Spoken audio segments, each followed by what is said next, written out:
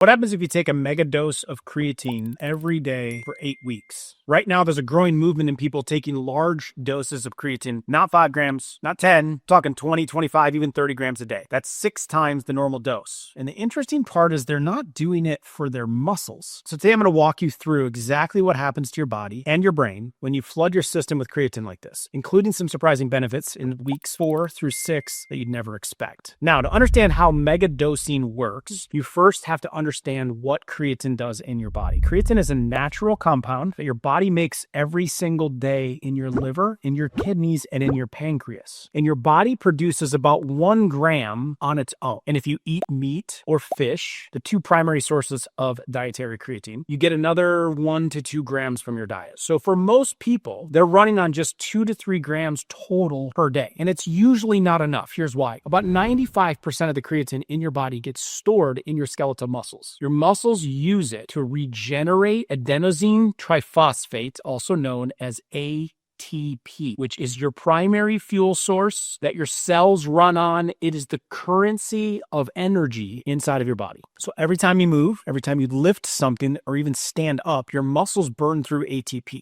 And creatine is what helps recharge it instantly. Think of it like a backup battery. More creatine in your muscles means more energy available when you need it. That's why athletes love it. Meanwhile, the other 5% of your creatine goes to your brain. Your brain is one of the most energy-hungry organs in your body. That's why you can sit at your desk all day long, not move, and be exhausted at the end of the day. It consumes a lot of energy. It's only about 2% of your body weight, but it burns about 20% of your resting energy every single day. Your neurons need a constant supply of ATP to fire signals and process information. And creatine helps buffer that energy supply. So when your brain runs low on fuel, whether that's from poor sleep or stress or mental fatigue or aging, having extra creatine available can help neurons fire when they'd otherwise slow down. So both systems, muscles and brain, benefit from having more creatine available. But here's the catch. Whenever you take creatine, your muscles get first access. They soak it up fast. And because muscles hold so much more creatine in the brain, most of what you swallow never makes it past the blood-brain barrier. That's the barrier that's designed to protect your brain from random components floating around in your bloodstream. That's why standard doses of 3 to 5 grams at first sometimes don't move the needle for brain creatine levels. Your muscles absorb most of it, and your brain gets whatever's left over, which isn't that much. But when you megadose, you can quickly raise those levels and flood your system when you're using 20 to 30 grams per day. Your muscles still get what they need, but now there's enough overflow for the brain to pull in more creatine quicker. That's when brain creatine starts to climb, and the first signs that you see it working if you want to slide that timeline up. Now, I subscribe to the fact that if you use creatine at that 3 to 5 gram dose, over time, you'll eventually get there. But if you want to get there fast, that's why people megadose with it. So within just a few hours of taking a megadose of creatine, your brain can start to respond. In a study published in Scientific Reports, research gave participants a single high dose of creatine. It was about 27 grams for an average sized person. In an interesting experiment, they kept them awake overnight to push their brains into a metabolically stressed state. And at the 3-hour mark, brain scans showed changes in brain metabolism. Phosphocreatine levels, the stored form of creatine that powers your brain cells, started climbing. And ATP production increased. By hour 4, cognitive performance peaked. Participants performed better on tasks that measured processing speed, short-term memory, working memory, compared to those in the placebo. And those improvements lasted for up to 9 hours. So even though they were sleep-deprived, mentally drained, the creatine gave their brains enough of an energy buffer to stay sharp. And this wasn't just like a jittery buzz that you'd get from a cup of coffee or caffeine. It was steady, sustained mental energy, the kind that lets you think clearly,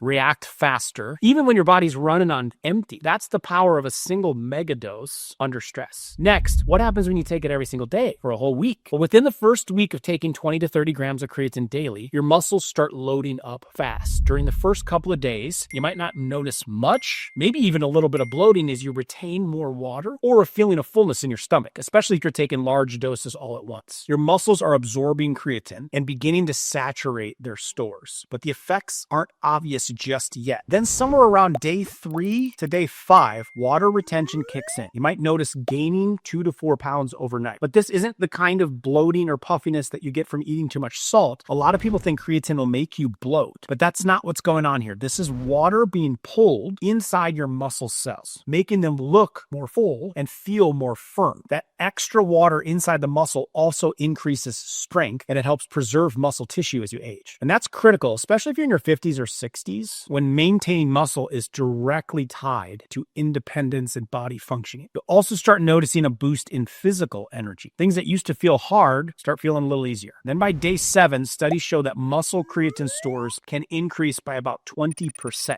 the same result you get from taking 5 grams per day for 4 weeks. So there is a longer path, but when you megadose, it happens just much quicker. So the benefit here is speed, 1 week versus 1 month. Now, if you're taking 30 grams all in one sitting, you're probably going to run into some digestive issues. Maybe a little bloating, could get a little diarrhea. It happens because your intestines can only absorb so much creatine at once. The rest just sits in your gut, pulls water in, which can lead to some discomfort. That's why most people who megadose split it into smaller doses throughout the day. It keeps digestion comfortable while still flooding the system. Now, at this point, your muscles have absorbed almost all that they can hold, which means something interesting is about to happen. Between weeks 2 and 4, your brain creatine levels begin to climb. And this is where megadosing starts to separate itself from standard dosing. In one study, older adults with Alzheimer's took 20 grams of creatine daily for 8 weeks. By the end of the study, brain scans showed an 11% increase in total brain creatine, and their cognitive test scores improved. Better memory, faster processing. However, these improvements aren't limited to people with cognitive decline alone. Older adults without Alzheimer's also see similar improvements. In another study, younger adults under sleep deprivation took 20 grams daily for a week. And after 24 hours of being awake, the creatine group preserved working memory, reaction time, mood, and balance, far better than the placebo group. So what does this mean for you in week 2 to week 4? If you're someone who experiences afternoon mental fatigue, you'll start noticing that you can push through without needing that second or third cup of coffee or energy drink. If you struggle with brain fog during long meetings or while you're reading, you'll find it easier to stay focused and retain information. Not dramatic overnight changes, but subtle shifts, like your brain has a little more energy in reserve when it needs it most. And surprisingly, this isn't just happening because you're more alert. Brain scans show actual increases in phosphocreatine and ATP levels in the brain, which means your neurons have more fuel to work with. They can fire faster and recover quicker between tasks. That's why studies show improvements in the exact cognitive abilities that decline with age, like memory, focus, and decision-making speed. Creatine gives your brain the energy it needs to fight back against that decline. Now, not everyone responds the same way. If you're a vegetarian or a vegan, you'll likely see bigger improvements because your baseline creatine levels are lower to begin with. But if you eat meat regularly, you already have more creatine in your system, so the jump won't be as dramatic. But either way, by week 4, your brain is running on more energy than it has in years. And when that happens, things start to compound.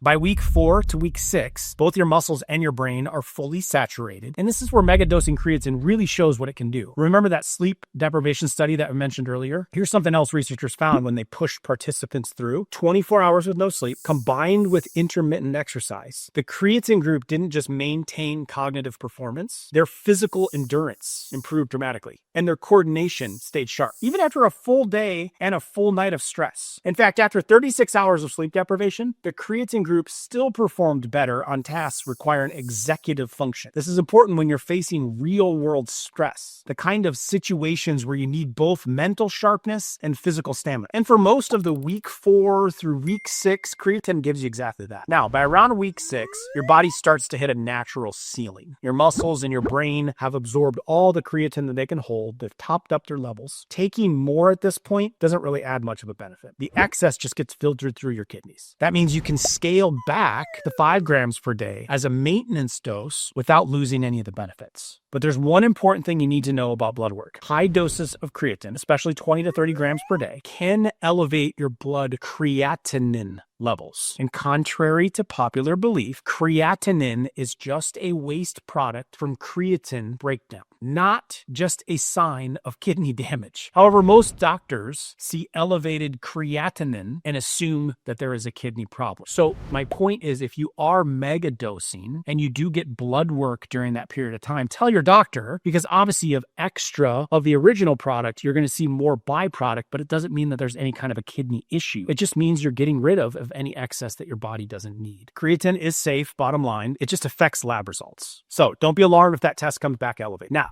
after 8 weeks of megadosing, the real question is, do you actually need to take this much? The truth is, for most people over 40, you probably don't. And here's why. Studies have shown that 3 to 5 grams of creatine daily can fully saturate your muscles in about 3 to 4 weeks. And once they're saturated, they stay saturated as long as you keep taking it. So for muscle preservation, strength, physical performance, is what I use it for, 5 grams is all you need. But what about the brain benefits? This is where it gets more interesting. Most of the studies that show cognitive benefits used high doses, around 20 grams per day, but only for a short period of time, for a week or maybe 2 weeks. And we don't really have long-term data on people megadosing for months or years at a time. So for most people, I recommend 5 grams per day. Take it consistently. That's the key. Let your muscles saturate over 3 to 4 weeks. And if you want to speed that up, you can do a loading phase. Take 20 grams a day, split it into 4 doses of 5 grams each, and just do that for 5 to 7 days. Then drop it down to 5 grams a day for maintenance. And if you're dealing with high mental or physical demands for a season, or you have a really full, stressful week, or you're training for something, you could consider a short-term increase to 10 or even 20 grams, but not indefinitely. Use it as a tool for a specific period and then return to maintenance dose. So now you know that creatine can help you preserve muscle and support your brain. But if you want to go beyond just supplementation and learn the complete system to reverse aging naturally, click on this video right here, How to Reverse Aging Naturally After 50. In it, I break down creatine plus many other science-based strategies that keep you strong, sharp, and independent for decades. These are the exact tools that I've used to help thousands of people reverse the aging process. So if you're ready to take control of your health, click here to watch that next, and I'll see you there.